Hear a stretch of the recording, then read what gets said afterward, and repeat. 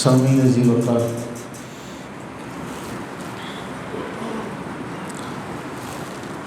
ہم سارے اس بات سے بخوبی واقف ہیں کہ وقت کبھی کسی کے لیے رکا نہیں، ماں سوائے سیدنا عزیر علی نبینا وعلیہ الصلاۃ والتسلیم کے لیے اور امام الانبیاء سرور عالم صلی اللہ تعالی علیہ وآلہ وسلم کے لیے۔ باقی ہمارے لیے وقت بڑی تیزی سے گزر رہا ہے۔ بہت سے لوگوں نے اس حوالے سے اپنے اپنے جو مشاہدات ہیں انہیں ذکر کیا۔ کسی نے وقت کو سب سے بڑا بے رحم کہا، کسی نے کہا الوقت سیف قاطع منقطع، کہ وقت ایسی بے رحم تلوار ہے جو منقطع کرتی چلی جا رہی ہے، جو کاٹتی چلی جا رہی ہے۔ ہم سو رہے ہیں، ہم جاگ رہے ہیں، ہم کسی کام میں مصروف ہیں، آرام کر رہے ہیں، وقت چلتا چلا جا رہا ہے۔ قرآن کریم ہمیں جا بجا ایسی باتوں سے خبردار کرتا ہے۔ ہم سارے جانتے ہیں، دنیاوی معاملات میں ہم سارے جانتے ہیں، قرآن کریم میں رب تعالیٰ نے ہمارا ایک ایسا ذکر کیا، ایک حال، اور ہم نے کئی بار بیان مبارکہ پڑھی ہے، آپ میں سے اکثر احباب کو وہ سن کر یاد ہوگی یعلمون ظاہرا من الحیات الدنیا، کہ یہ علم بہت ہے ان لوگوں کے پاس، اور آپ اس کا مشاہدہ کر لیں۔ ہمیں دنیاوی معاملات میں آپ کو ہر بندہ علم کی چوٹی پر نظر آئے گا۔ آپ کسی سے مکان کا مشورہ لیں، آپ کسی سے کوئی مشورہ لے لیں، میں بائک لینا چاہتا ہوں، میں گاڑی لینا چاہتا ہوں، میں مکان بنانا چاہتا ہوں، میں کپڑے خریدنا چاہتا ہوں، کپڑے سلوانا چاہتا ہوں، میں نے جوتی خریدنی ہے، تو آپ کو مشوروں کی لائن لگے گی، مل جائے گی پوری ایک لائن، ایک مشوروں کی ایک پوری لائن، ایک پورا انبار آپ کے سامنے ہوگا، ہر بندہ مشورہ دے گا۔ اس کا معنی یہ ہے کہ لوگوں کا مشاہدہ ان چیزوں پر بڑا پختہ ہے، قوی ہے، انہیں ان چیزوں کا علم ہے، اچھی جوتی کہاں سے ملتی ہے، اچھے کپڑے کہاں سے ملتے ہیں، کون اچھے کپڑے سلائی کرتا ہے، کون مزدور اچھی طرح سے مزدوری کرتا ہے، سب چیزوں کا علم ہے۔ لیکن یہ سارا کا سارا علم، جو علم کی بلندی ہمیں نظر آتی ہے، جب دین کے معاملے میں ہم دیکھتے ہیں تو ہمیں یہ منفی میں، مائنس میں بھی نظر نہیں آتی۔ تو قرآن فرما رہا ہے یعلمون ظاہرا من الحیات الدنیا، انہیں دنیا کے احوال کا بڑا علم ہے۔ آپ کسی سے کہیں فلاں جگہ اپنا پیسہ خرچ کرو، وہ آپ سے پوچھے گا ملے گا کیا؟ آپ اسے کہیں کچھ نہیں ملے گا۔ آپ اسے کہیں کچھ نہیں ملے گا، اس کے بعد وہ پیسہ خرچ کرے گا؟ اسے دنیا کی اس ظاہر بات کا علم ہے کہ 2 + 2 4 ہوتے ہیں، لیکن وہ سارا علم کا جو منبع ہے، وہ سارا علم کا جو ہمیں عرفان نظر آتا ہے، وہ سارا ہمیں علم کا جو ایک سمندر نظر آتا ہے، ایک پہاڑ نظر آتا ہے، جب وہی شخص دین کے معاملے میں ہمیں نظر آئے تو وہ دین کے معاملے میں پرواہ نہیں کرتا۔ آج آپ خریداری کرنے جائیں تو آپ کسی سے پوچھیں یار فلاں چیز کہاں سے سستی ملتی ہے، تو آپ کو راہ دکھانے والے کئی ایک مل جائیں گے کہ فلاں جگہ چلے جاؤ، فلاں جگہ چلے جاؤ، فلاں جگہ سستی ملتی ہے، لیکن وہ روپیہ 2 روپیہ بچانے والے، 5-10 روپیہ بچانے والے جب دین کے معاملے میں ہم دیکھتے ہیں تو ہم میں سے کوئی اندازہ یہ لگائے کہ میں نے کتنے اونٹ گوا دیے، میں نے کتنی گائیں گوا دیں، میں نے کتنے بکرے گوا دیے، میں نے کتنی مرغیاں گوا دی، میں نے کتنے انڈے گوا دیے۔ جمعے کے حوالے سے ترتیب وار رسول اللہ صلی اللہ علیہ وآلہ وبارک وسلم نے جو ثواب بیان کیا کہ اول آنے والے کو اونٹ صدقہ کرنے کا ثواب، اس کے بعد والے کو گائے صدقہ کرنے کا ثواب، اس کے بعد والے کو بکری صدقہ کرنے کا ثواب، اس کے بعد والے کو مرغی صدقہ کرنے کا ثواب، اس کے بعد والے کو انڈا صدقہ کرنے کا ثواب۔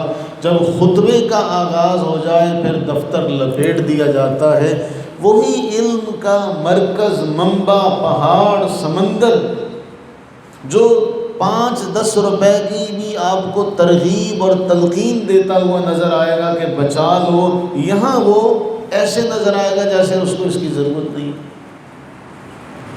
ایک تو ہمارے کردار کا یہ جھول قرآن ہمیں بیان کر رہا ہے، یا ایھا الذین آمنوا، اے ایمان والو، اول سبق ہے اتقوا اللہ، اللہ سے ڈرو۔ اب اس کے بعد جو جملہ ہے یہ وہی جان سکتا ہے جو اللہ سے ڈرنے والا ہوگا، جو اللہ کا خوف رکھنے والا ہوگا۔ ہم جو بھوک سے ڈرتے ہیں، ہم جو بیماری سے ڈرتے ہیں، ہم جو غربت سے ڈرتے ہیں، ہم جو موذی اشیاء سے ڈرتے ہیں، ہم جو کتے سے ڈرتے ہیں، ہماری خواتین چھپکلی سے ڈرتی ہیں، لال بیگ سے ڈرتی ہیں، یہاں اللہ فرما رہا ہے مجھ سے ڈرو، اتقوا اللہ۔ ہمیں ان ساری ظاہری چیزوں کا ڈر اور خوف ہے، لیکن اس کے برعکس جہاں ہمیں خوف ہونا چاہیے وہاں ہم بالکل نڈر نظر آتے ہیں۔ اللہ تعالیٰ فرما رہا ہے اے ایمان والو اللہ سے ڈرو۔ اب اگلا جملہ اس ڈر پر موقوف ہے۔ اگر کسی کو ڈر ہوگا اللہ کے حضور پیش ہونے کا، اللہ کی ذات کا ڈر ہوگا، وَلْتَنْظُرْ نَفْسٌ مَا قَدَّمَتْ لِغَدْ، دیکھو کہ کل کے لیے تم نے آگے کیا بھیجا ہے۔ اس کی آپ مثال لے لیں۔ اب سارے جو بچے ہیں ابھی تازہ 10ویں کے پیپر ہوئے، 9ویں جماعت کے پیپر ہو رہے ہیں، عید کے بعد فرسٹ ایئر کے امتحانات ہوں گے، ایسا ہی ہے نا؟ تو آپ ان بچوں سے کہیں کہ کمرہ امتحان میں جو آپ کو شیٹ ملے، آنسر شیٹ، اس کے اوپر جو مرضی لکھ کے آ جاؤ، آپ کی بات مانے گا کوئی؟ کیوں؟ ہر بندہ جانتا ہے کہ اس کا وقت بھی محدود ہے اور وہاں جو لکھنا ہے صاف صاف لکھنا ہے، اسے بالکل شاندار طریقے سے کھلا کر کے لکھنا، جانتے نا سارے؟ کیوں؟ چیک ہونے۔ آپ کو ڈر ہے کہ یہ چیک ہونے ہیں اور ان کے اوپر میری کامیابی کا دار و مدار ہے، بلا تشبیہ اور بلا تمثیل۔ اللہ تعالیٰ بھی یہی فرما رہا ہے اے ایمان والو اللہ سے ڈرو اور دیکھو کہ تم نے کل کے لیے کیا تیار کیا ہے، کیا بھیجا ہے اپنے لیے۔ وہی بندہ جو پیپروں میں اچھے نمبر لانے کے لیے محنت بھی کرتا ہے، رات دن ایک کرتا ہے، وہی دین کے معاملے میں ہمیں یتیم العلم نظر آتا ہے، یتیم العمل نظر آتا ہے۔ ہمارا یہ مزاج کا جو دوہرا پن ہے، یہ جو کھوکھلا پن ہے، اس مزاج کے یہ معیار نے آج ہمیں یہ دن دکھائے، وہ دین جو بڑی شان سے نکلا تھا وطن سے، پردیس میں وہ آج غریب الغربا ہے۔ وہی لا ریب کلام جس میں رب تعالیٰ نے فرمایا ان یکم منکم 20 صابرون۔ قرآن نے ہمیں غلبے کا مژدہ دیا، ایک واضح برتری دی کہ تم اگر 100 ہو تو 200 پر بھاری ہو۔ اس سے پہلے اور حکم تھا، پھر اس میں تخفیف کی گئی، لیکن واضح طور پر کہا گیا کہ تم 1 کے 2 کے مقابلے میں تم 1 کافی ہو۔ لیکن آج امت مسلمہ کی اکثریت ہونے کے باوجود دنیا میں جہاں کہیں بھی آپ نظر ڈالیں، جو کمزور ملک نظر آئے گا وہاں آپ کو اسلام اور مسلمان کا ٹائٹل دکھائی دے گا۔ آخر یہ کیا ہوا؟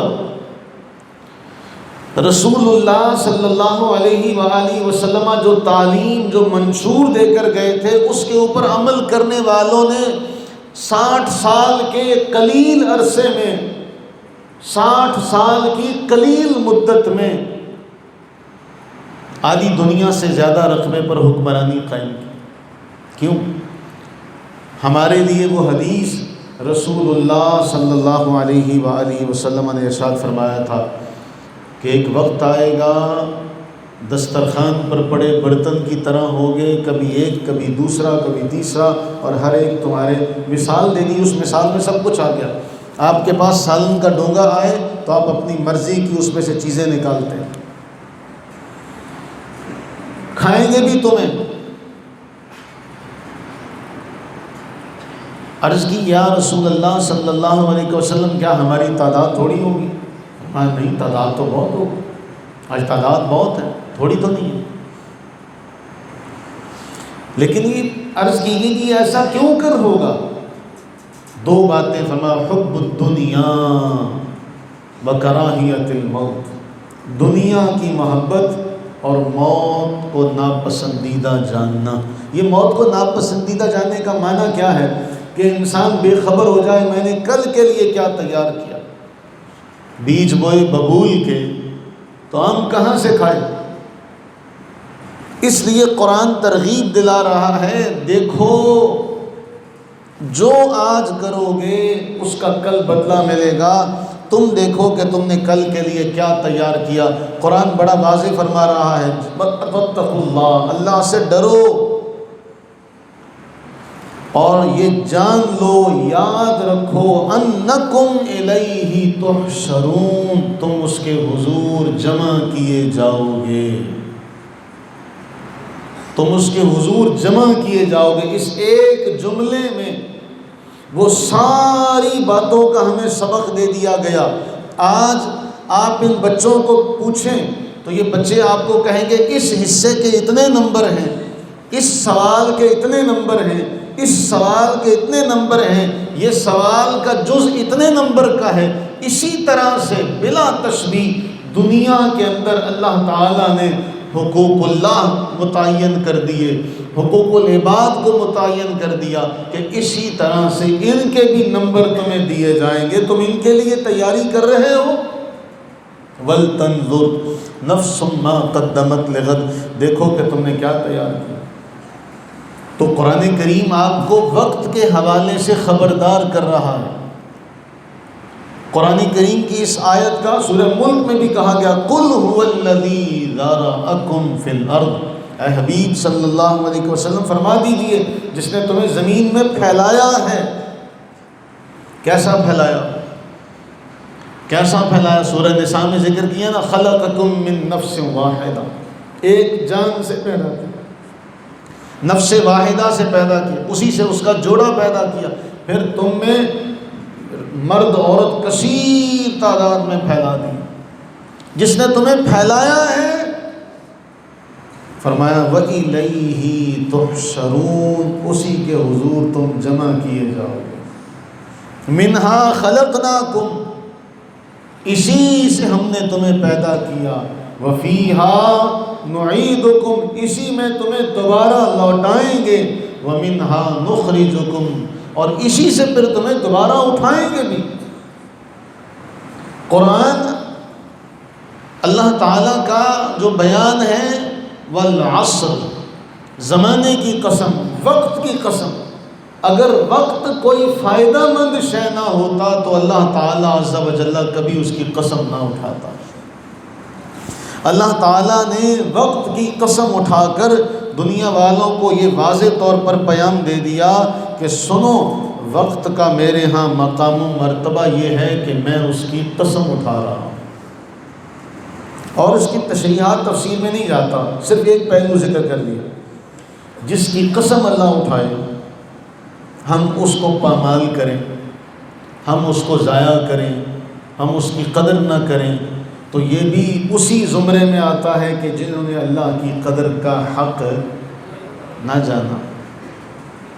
اور یاد رہے، یہ جو ہمیں سارا ایک سرکل دیا گیا، پھر رسول اللہ علیہ السلام نے واضح طور پر وہ کمرہ امتحان کا بھی ایک حال بیان کیا، اور وہ حال کیا ہے؟ رسول اللہ صلی اللہ علیہ وآلہ وبارک وسلم نے فرمایا، جامع ترمذی کی حدیث ہے، فرمایا لا تزول قدم عبد یوم القیامہ، انسان اپنا پاؤں ہلا بھی نہیں سکے گا،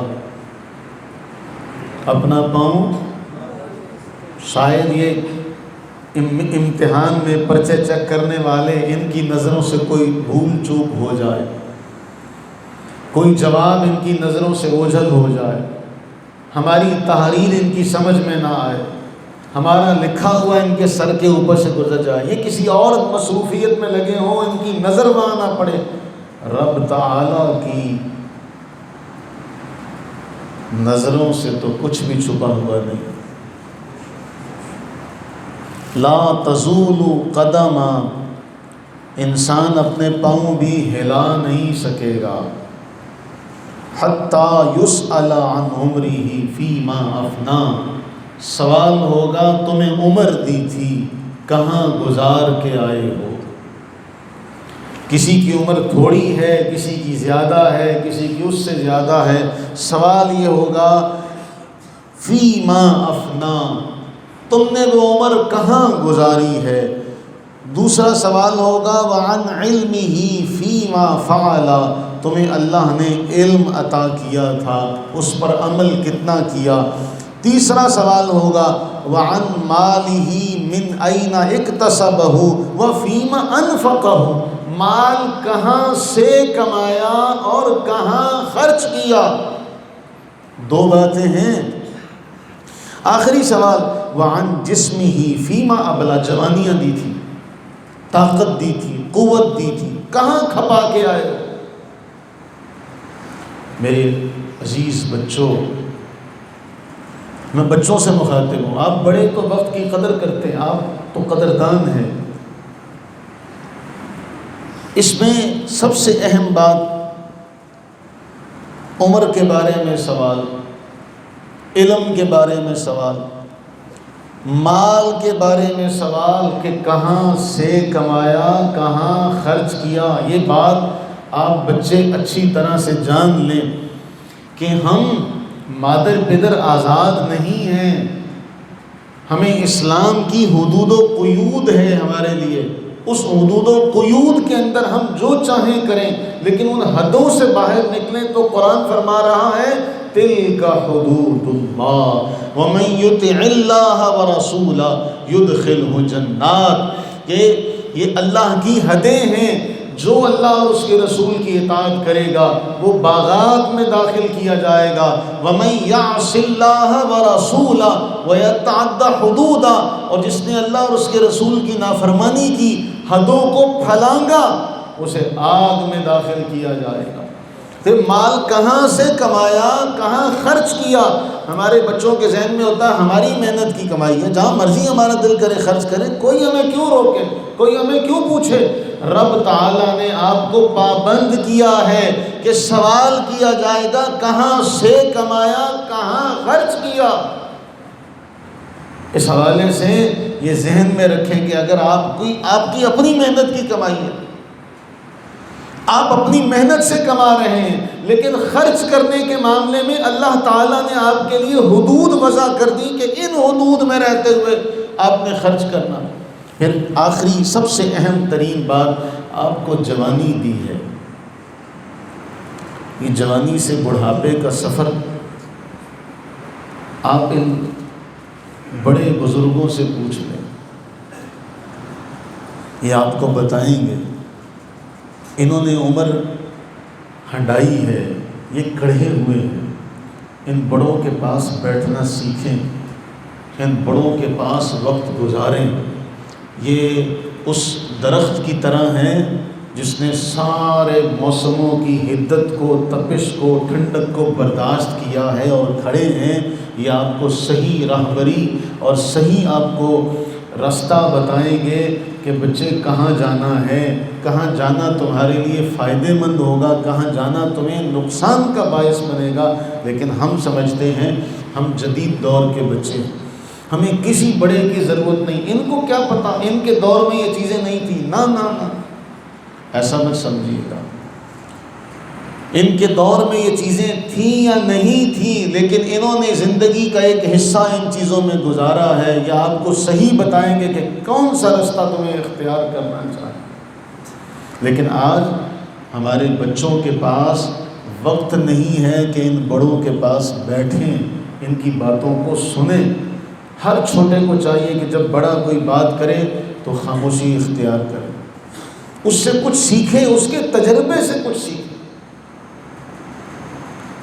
ہم نے ایک وتیرہ بنا لیا، ناصحہ مت کر نصیحت، دل میرا گھبرائے ہے، دشمن اس کو جانوں ہوں جو مجھے سمجھائے ہے۔ ہمیں بڑا نصیحت کیوں کرتا، ہمیں برا لگتا، ہمیں بڑا ڈانٹتا کیوں ہے، ہمیں برا لگتا۔ ہم اس بات کو نہیں سمجھ سکتے۔ میں ایک حدیث ہے مسند احمد بن حنبل کی، 12981 نمبر حدیث کا متن، الفاظ، اللہ کے نبی صلی اللہ علیہ وسلم نے فرمایا ان قامت الساعہ، آپ کو وقت کی قدر کا پتہ چلے۔ ہمارے بچے سب سے زیادہ وقت کی ناقدری کرنے والے یہ ہمارے دور کے بچے ہیں۔ ہم نے ان کے لیے موبائل الاؤ کیا، ان کو ایک وقت دیا کہ آپ نے گھنٹہ دیکھنا ہے، آپ نے آدھا گھنٹہ دیکھنا ہے، 2 گھنٹے دیکھنا ہے۔ ہمارے دور میں وہ گیم ہوا کرتے تھے، نہ چاہتے ہوئے بھی محدود وقت ہوتا تھا، ہے نا؟ سارے کھیل دے رہے ہیں، ہاں، ٹوکن لے لیا، وہ جب مر گیا واپسی آنا، دکان سے باہر نکلنا، پھر ترلے لینے، یار تو دے دے، ایسے ہی ہوتا تھا۔ ہم خواہ نہ خواہ ہمارے لیے ایک وقت کی قید تھی، ان کے لیے کوئی قید نہیں ہے۔ موبائل ان کے پاس ہے، لگے پڑے۔ فرمایا ان قامت الساعہ وَبِيَدِ أَحَدِكُمْ فَصِيلَةٌ، قیامت قائم ہو رہی ہے۔ اگر تم میں سے کسی کے ہاتھ میں کھجور کا درخت ہے، پودا ہے، فَإِنِ اسْتَطَاعَ أَلَّا يَقُومَ حَتَّى يَغْرِسَهَا فَلْيَفْعَلْ، قیامت قائم ہو رہی ہے، اس کے ہاتھ میں پودا ہے، اگر وہ لگانے کی طاقت رکھتا ہے تو اسے لگائے۔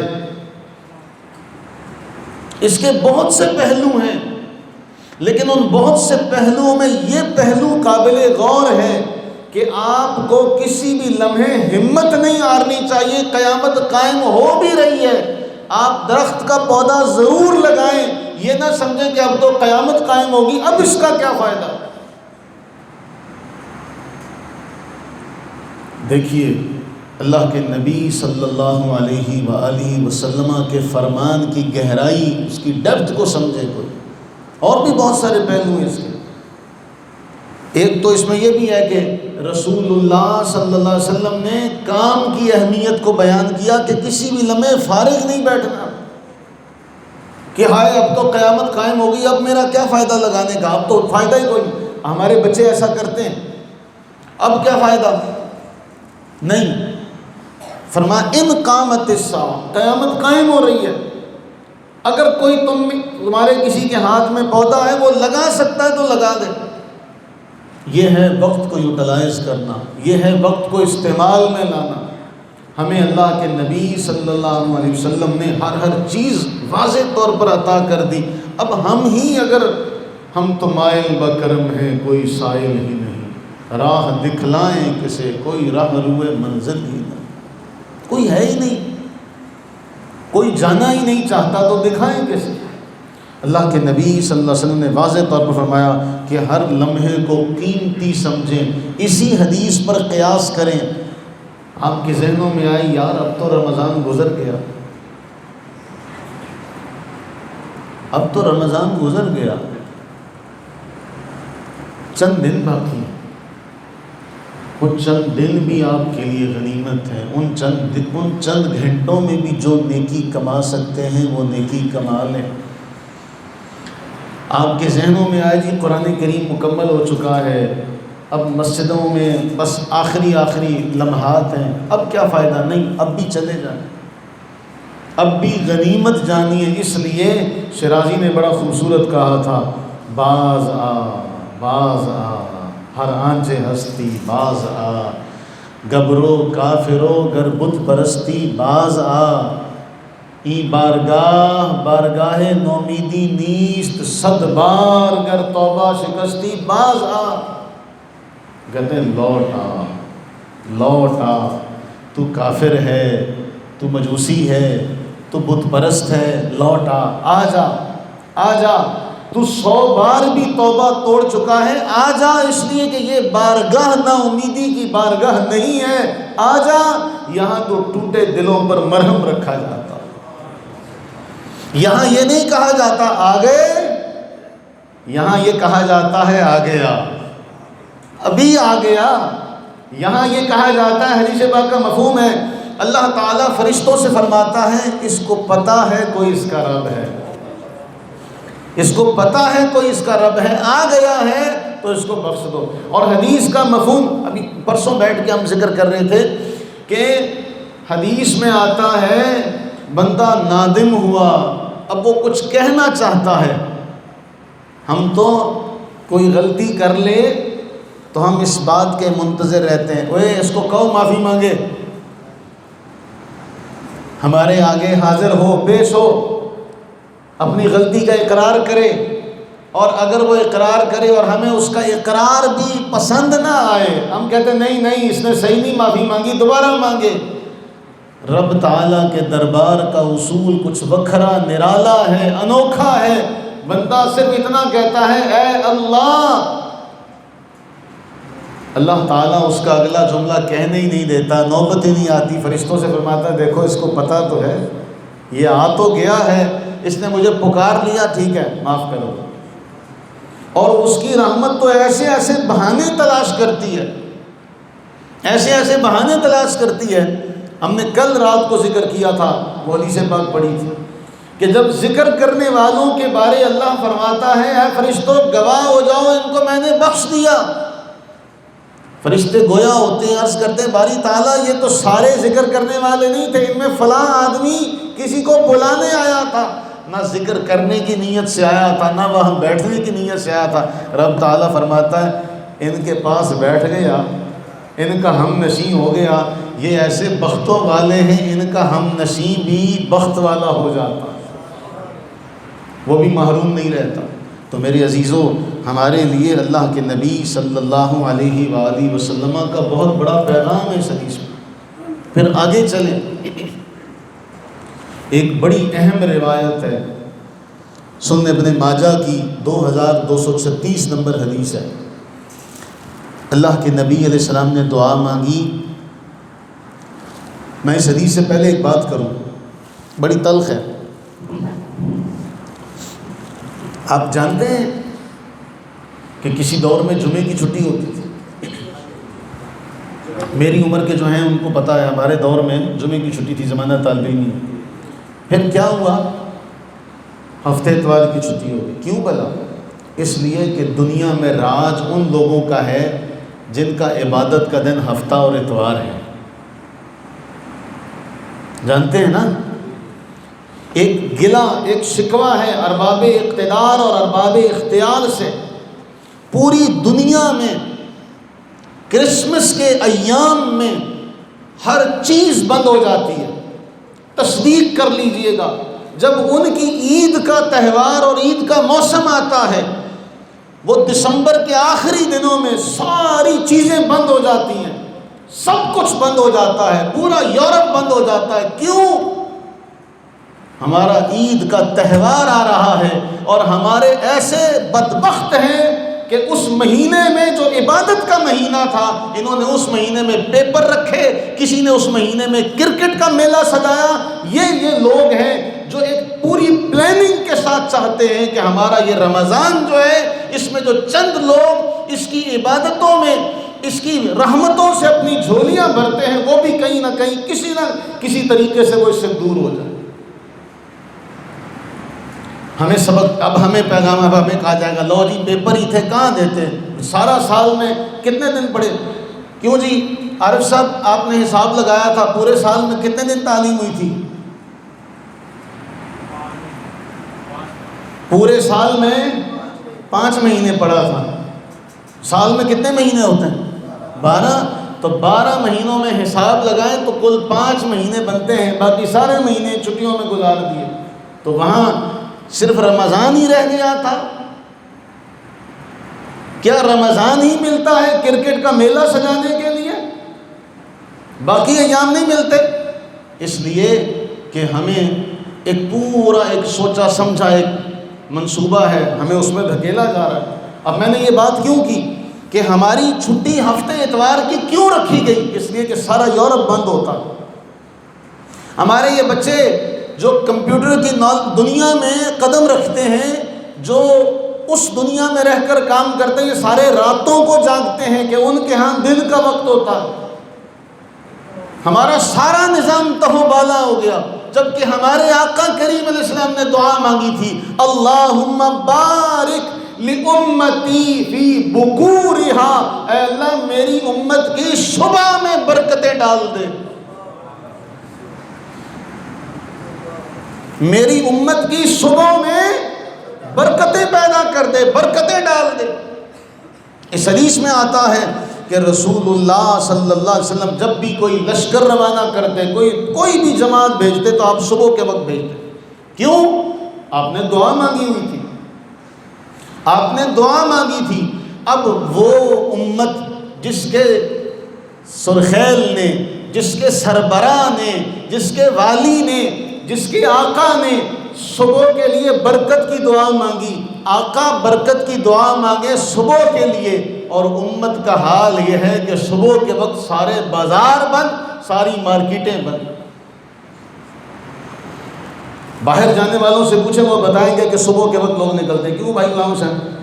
آپ نے دیکھا ہے، مشاہدہ کیا کہ وہ لوگ صبح کے وقت نکلتے ہیں، اور ہمارے 12 بجے کے بعد صبح ہوتی ہے. جب صبح چلی گئی، جب برکت چلی گئی، برکت کے چاہنے والے، برکت کے طالب اٹھ کب رہے ہیں جب برکت جا رہی ہے.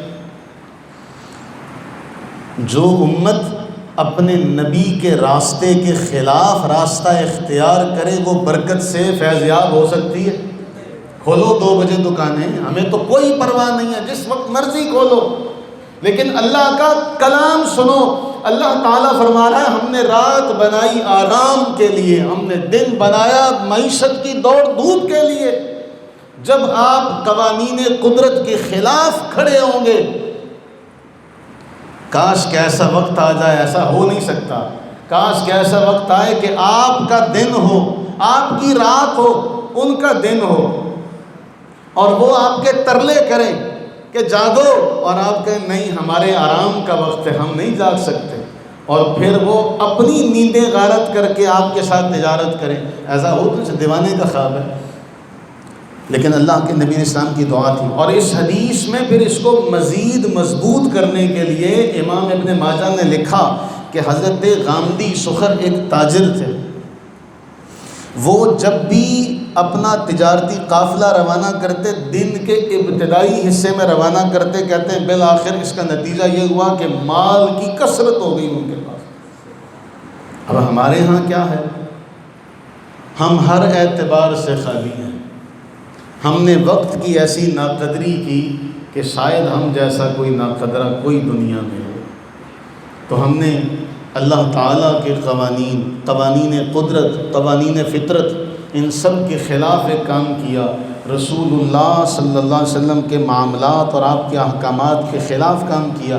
اللہ کے نبی نے تو واضح طور پر فرمایا الکیس من دانا نفسہ، عقل مند وہ ہے، کیا؟ عقل مند وہ ہے جو اپنے نفس کو رام کر لے، اور موت کی بعد کی زندگی کے لیے عمل کرے، اور عاجز وہ ہے جو اپنے نفس کو خواہشات کے پیچھے لگا دے اور پھر رحمت کی آرزو رکھے، پھر رحمت کی آرزو رکھے۔ میں بات کو اختتام کی طرف لے جاتے ہوئے فرمایا، رسول اللہ علیہ السلام نے صحیح مسلم کی حدیث ہے بادروا بالاعمال فتنا کقطع اللیل المظلم، ایسے فتنے آئیں گے جو رات کی تاریکی کی طرح ڈھانپ لیں گے، ان فتنوں کے آنے سے پہلے پہلے نیکیاں کر لینا، ان فتنوں کے آنے سے پہلے پہلے نیکیاں کر لینا، اس لیے کہ صبح آدمی مومن ہوگا، شام کو کافر ہو چکا ہوگا، شام کو مومن ہوگا، صبح کو کافر ہو چکا ہوگا، اپنا دین دنیاوی سامان کے لیے بیچ ڈالے گا۔ کیسے کیسے فتنے ہم نے اپنے دور میں دیکھے، ایسے ایسے فتنے جن کا ہم روز و شب مشاہدہ کر رہے ہیں۔ کہیں کوئی اللہ تعالیٰ کے وجود کا منکر ہے، کہیں کوئی قرآن کے آخری الہامی کتاب ہونے کا منکر ہے، کہیں کوئی نبی صلی اللہ علیہ وآلہ وسلم کی ختم نبوت کا منکر ہے، کہیں کوئی رسول اللہ صلی اللہ علیہ وآلہ وسلم کی احادیث طیبہ کا منکر ہے۔ کہاں جائیں؟ کہاں جائیں؟ ہمارا بچہ پروان چڑھے گا ان سارے فتنوں کے درمیان، آنکھ کھولے گا کہ کہیں قرآن کا انکار ہو رہا ہے، کہیں احادیث نبویہ کا انکار ہو رہا ہے، کہیں نبی کی ختم نبوت کا انکار ہو رہا ہے، کہیں اللہ تعالیٰ کے وجود کا انکار ہو رہا ہے۔ اور ان سارے فتنوں کے درمیان ہم ہیں کہ ہمارے پاس تربیت کے لیے وقت نہیں ہے، ہمارے پاس سنبھلنے کے لیے وقت نہیں ہے۔ اللہ سے دعا کریں کہ جو رمضان کی گھڑیاں رہ گئی ہیں، اللہ تعالیٰ انہیں غنیمت جانتے ہوئے اپنی بخشش کا انتظام کرنے کی توفیق عطا فرمائے۔ اور میں جو بات میں نے پہلے جمعے میں کہی تھی، میں وہ بات کہوں کہ ہم نے رمضان کے بعد دیکھنا ہے کہ ہمارا طرز عمل کیسا ہے۔ جو تربیت ہم نے حاصل کی، اس کے بعد ان نیکیوں کا تسلسل رہے گا، اس کے بعد یہ تسلسل باقی رہے گا۔ کیا فجر کے وقت اٹھنے کی عادت برقرار رہے گی؟ کیا قیام اللیل کی عادت برقرار رہے گی؟ کیا رمضان میں جو رونقیں تھیں رمضان کے بعد بھی قائم رہیں گی؟ وہ کسی نے ایک خوبصورت جملہ کہا تھا مغربی عرب کی دنیا میں کہ لوگوں، رمضان گیا ہے، اللہ تعالیٰ کی ذات حی و قیوم ہے، وہ رمضان سے پہلے بھی رحمتیں تقسیم فرما رہی تھی، رمضان میں بھی تقسیم فرما رہی تھی اور رمضان کے بعد بھی کروائی۔ تو پھر کیا معاملہ ہے کہ گھر بھی وہی ہے، رب بھی وہی ہے، قرآن بھی وہی ہے، پھر ہم قیام بھی چھوڑ دیتے ہیں، پھر ہم مسجدوں میں آنا جانا بھی چھوڑ دیتے ہیں، تو پھر بتائیے ہم کس کو دھوکہ دے رہے ہیں؟ ہم اپنے آپ سے دھوکہ کر رہے ہیں۔ اللہ سے دعا فرمائیں کہ اللہ تعالی ہمیں اپنی زندگی کو غنیمت جاننے کی توفیق عطا فرمائے اور ہم پر اپنی بے بہا رحمت برکت نازل فرمائے۔ آمین ثم آمین۔